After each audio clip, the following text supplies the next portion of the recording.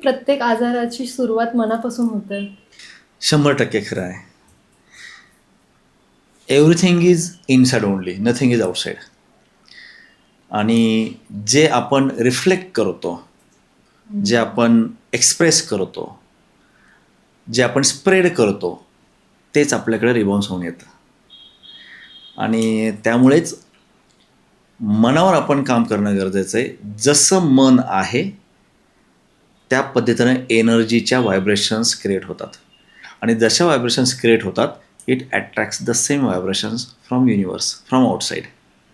त्यामुळे जसं तुम्ही बोललात की औषधांच्या पलीकडे काही आहे का, तर यस, औषधांच्या इव्हन सगळ्याच गोष्टीच्या पलीकडची गोष्ट आहे. ती ही सगळ्यांच्या पलीकडची नाही, तर सगळ्याच्या आपल्या आतली गोष्ट आहे. तर जसं आपण आहोत तसं आपल्याला समोर मिळतं. तर त्याचप्रमाणे आरोग्याचा जो विषय आहे, जसं मनाचं आरोग्य आहे त्या पद्धतीनं शरीराचं आरोग्य आपल्याला मिळायला सुरुवात होते. पण असं खरंच आहे का की नेहमी आपण जर बोललो की माझं आरोग्य चांगलंच राहील, तर ते खरंच चांगलं राहील? ते चांगलं राहील, परंतु केव्हा, ज्यावेळी आपण त्यानुसार काळजी पण शरीराची घेऊ त्यावेळी. नुसतंच असं बोलून काही पॉईंट नाही आहे ना. शब्दांनी सकारात्मक ऊर्जा वाढत जाते किंवा आपला दृष्टिकोन सकारात्मक होतो, पण त्याला आपल्या कर्माचे पण जोड देणं गरजेचं आहे, ॲक्शनचे जोड देणं गरजेचं आहे. समजा एखादा लहान मुलगा म्हणला की मी दिवसभर पावसात भिजेन आणि एसीत झोपेन आणि मला काही होणारच नाही, काही होणारच नाही, पण त्यांनी जर ते शरीराच्या मर्यादेच्या पलीकडे ते स्ट्रेस केलं, तो आजारी पडणार हे साहजिक आहे. त्याच्यामुळं बोलण्यामुळं एनर्जी ॲक्टिवेट होते हे जितकं खरं आहे, तितकंच हेही खरं आहे की त्याला ॲक्शनची पण जोड देणं गरजेचं आहे. त्याला आपण तेवढ्या प्रिकॉशन घेतल्या पाहिजे, तेवढा आहार व्यवस्थित ठेवला पाहिजे, एक्सरसाइज केलं पाहिजे, प्राणायाम, योगा अशा गोष्टी पण फॉलो केल्या पाहिजेत. आणि त्याच्यानंतर ह्या सगळ्या गोष्टीची काळजी घेतल्याच्या नंतर त्याच्या पुढे त्यांनी असं म्हणलं पाहिजे, ओके मी नाही आजारी पडणार. हां. तर ह्या दोन्हीचा बॅलन्स करणं पाहिजे. नुसतंच बोलून उपयोग नाही किंवा नुसतंच फक्त ॲक्शन घेतली पण तो मात्र निगेटिव्ह बोलतोय, मी आजारी पडेन, मी आजारी पडेन. इन केस आपण त्या नकारात्मक ऊर्जेला अट्रॅक्ट करत आहोत. आजार म्हणजे काय, ते नकारात्मक ऊर्जेचंच एक स्वरूप आहे. म्हणजे आरोग्य काय किंवा अनारोग्य काय हे ऊर्जेचीच रूप आहेत. ज्यावेळी ऊर्जा संतुलित असते त्यावेळी आपण फिट असतो, आणि ज्यावेळी ऊर्जा असंतुलित होते त्याचा अर्थ आपण आजारी पडतोय. त्यामुळे शरीर आणि मन दोन्हीच्या माध्यमातनं आपण या ऊर्जेचं संतुलन साध्य करत राहणं गरजेचं आहे. मग तुम्ही म्हणताय ते तसं होईल की जर मी पॉझिटिव्ह बोललो तर एक्झॅक्टली शरीर पण पॉझिटिव्ह राहील. ते वाईस वर्सा जर निगेटिव्ह बोललो आपण तर हां, जरी फिट असेल माणूस की माझा तरी तो आजारी पायच पडणार. दुखतोय, तरी पोटच दुखतंय, एक्झॅक्टली तरी पण ते शरीरावरती शरीर इम्पॅक्ट होत होतो. म्हणजे थोडक्यात बॅलन्स हा कीवर्ड आहे, संतुलन. करेक्ट. ह्याचा फॉर्म्युला काय आहे मागचा, कसं बॅलन्स केलं पाहिजे या गोष्टी? पहिली गोष्ट म्हणजे यामध्ये आपण आपल्या ज्या ऋषीमुनी जे सगळे काही आयुर्वेदामध्ये योगा, प्राणायाम, ध्यानधारणा हे काय कन्सेप्ट दिलेले आहे, जी जीवनशैली दिलेली आहे, रादर त्यावेळी दिलेली होती, ती आता पुन्हा एकदा आपण अंगीकारणं गरजेचं आहे. त्यामुळे हे बॅलन्स साध्य होईल की त्यावेळी तो बॅलन्स होता, त्यामुळे आपला देशही अगदी प्रगत होता, आरोग्य खूप छान होतं, समृद्धी खूप छान होती. मग हे सगळं कसं डिस्टर्ब होत गेलं, तर आपण आपला बेस कुठेतरी मिस केला. जो आपल्या वैदिक ज्ञान आहे, सनातन ज्ञान आहे, ऋषीमुनींनी दिलं जे ज्ञान आहे, आयुर्वेद, प्राणायाम, मेडिटेशन, ह्या सगळ्या गोष्टींचा अवलंब आपण करणं खूप गरजेचं आहे. आणि ते लहान मुलांनी करणं जास्त गरजेचं आहे आत्तापासूनच. कारण आता ह्या ज्या आत्ताच्या कारण ज्या मागच्या 2-3 पिढ्या किंवा आता जी अगदी 40-50मध्ये आहेत, आता वी कॅनॉट गो बॅक, आपण मेंटेन करू शकतो. पण आता जी पुढची पिढी, आता जी यंग मुलं आहेत किंवा लहान मुलं आहेत, त्यांना आत्ताच्या पॅरेंट्सनी ह्या गोष्टीचं ज्ञान देणं खूप गरजेचं आहे की जेणेकरून मग शरीर आणि मन आणि त्याचबरोबर त्यांचे विचार, त्यांची कृती, त्यांचं बोलणं, ह्या सगळ्या गोष्टी मॅच व्हायला लागतील. आणि मग जसं तुम्ही म्हणताय की मी पॉझिटिव्ह बोलतो तर सगळं पॉझिटिव्ह यायला लागेल, तर ते शरीर पण साथ द्यायला हवं ना त्यासाठी, असं येतं. आणि मग ह्या नवीन पेरेंट्सला तुम्ही काय बोलाल की तुम्ही कशी त्यांची मुलांची स्पिरिच्युअल जर्नी स्टार्ट करू शकता? आधी पॅरेंट्सनी स्वतःवर काम करणं गरजेचं आहे.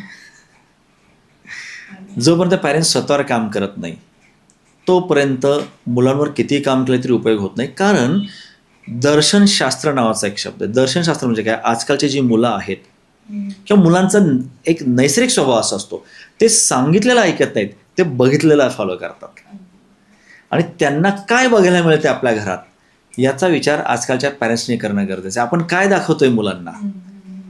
बोलतोय महत्वाचं नाहीये, काय दाखवतोय. रादर मुलांना कानावर काय पडतंय हे महत्वाचं नाही, त्यांच्या डोळ्याला काय दिसतंय ते महत्वाचं आहे. तिथून संस्कार होतात. तर ज्यावेळी पॅरेंट्स स्वतःची दिनचर्या बदलतील, ते स्वतः ह्या आपल्या जी आपली परंपरा आहे, वैदिक परंपरा आहे, ते सगळं फॉलो करायला लागतील, मग त्यांचं बघून मुलांना बोलायची गरज नाही पडणार. अगदी मुलं आपोआप त्यांना फॉलो करतील आणि मग सगळ्या गोष्टी आपोआप हळूहळू व्यवस्थित व्हायला सुरुवात होईल. आता जसं तुम्ही म्हणलात, हो. लहानपणापासूनच सुरुवात केली पाहिजे स्पिरिच्युअल जर्नीची, पेरेंट्सनी ते फॉलो केलं पाहिजे. मग आपल्या विचारांचा कुठेतरी इम्युनिटी स्ट्रॉंग करण्यात, लहान मुलांचं म्हणा, अडल्ट्समध्ये म्हणा, तर त्याच्यावरती काय इम्पॅक्ट होतो? येस, इम्युनिटीवर आपल्या विचारांचा 100% इम्पॅक्ट होतो. कारण एक लक्षात घ्या, जसं मी मगाशी बोललो की जे काही ते आतमध्येच आहे, आतमध्ये एक सर्वात महत्त्वाचं मन, की ज्या पद्धतीनं आपलं मन आणि आपला ब्रेन थॉट प्रोसेस कंडक्ट करतील त्या पद्धतीच्या ॲक्टिव्हिटी शरीराच्या आतमध्ये घडतात. आणि जशा ॲक्टिव्हिटी शरीराच्या आतमध्ये घडतात त्या पद्धतीनं त्याचे आउटपुट्स आपल्याला शरीराच्या बाहेरही मिळतात. ठीक आहे. म्हणजे तुम्ही एका देशामध्ये एक प्रयोग केला होता जो नेटवर पण आहे आणि बऱ्याच जणांनी मोटिवेटर्सनी बोलून दाखवलेला आहे की त्या कैद्याला फाशीची शिक्षा होणार होती. तर त्याची परमिशन घेतली त्या डॉक्टरने की आम्हाला काही एक्सपेरिमेंट करायचे.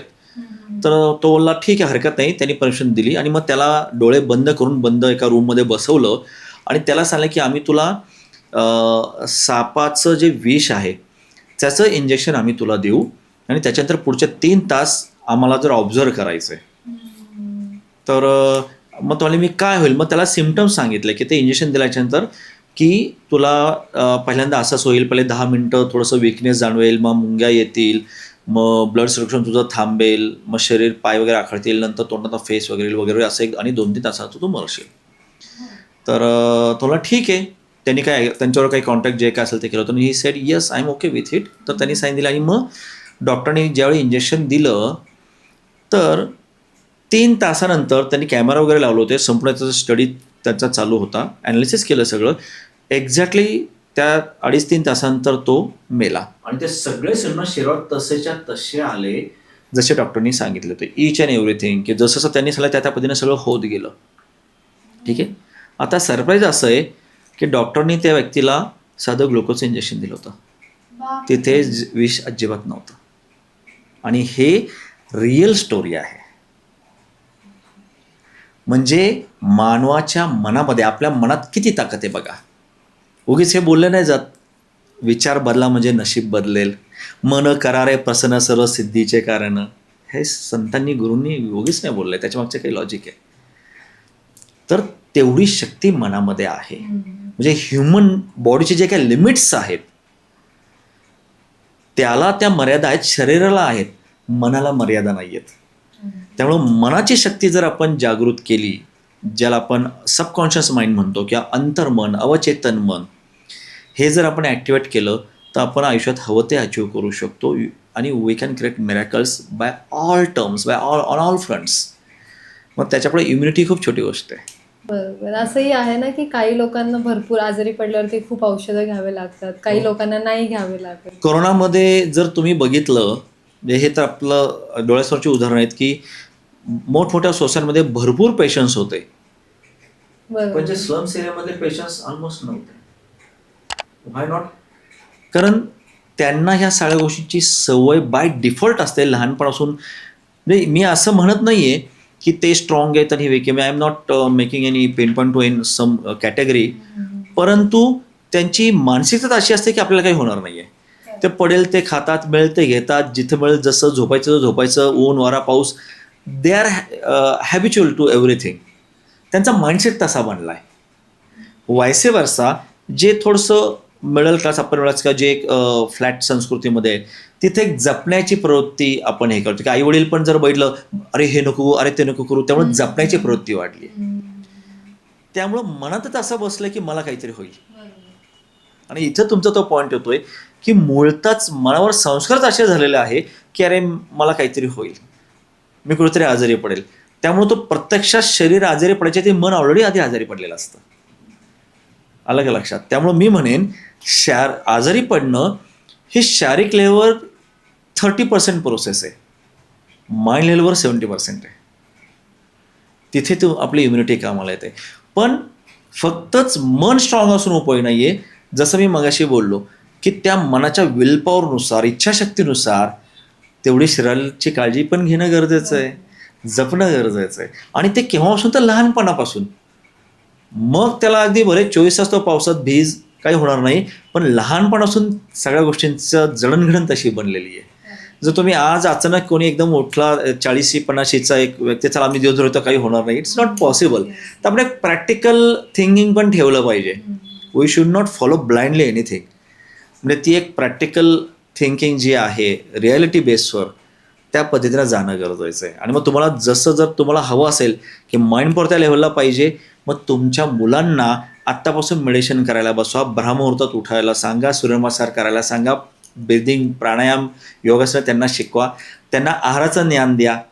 सात्विक आहार कसा, जंक फूड बंद करा, नॉनव्हेज बंद करा आणि सात्विक आहार द्या. सगळी जीवनशैली जी गुरुकुलमध्ये ऋषीमुनी करून घेत होते, त्यावेळी गुरु करून घेत होते, ते तुम्ही क्रिएट करायला सुरुवात करा.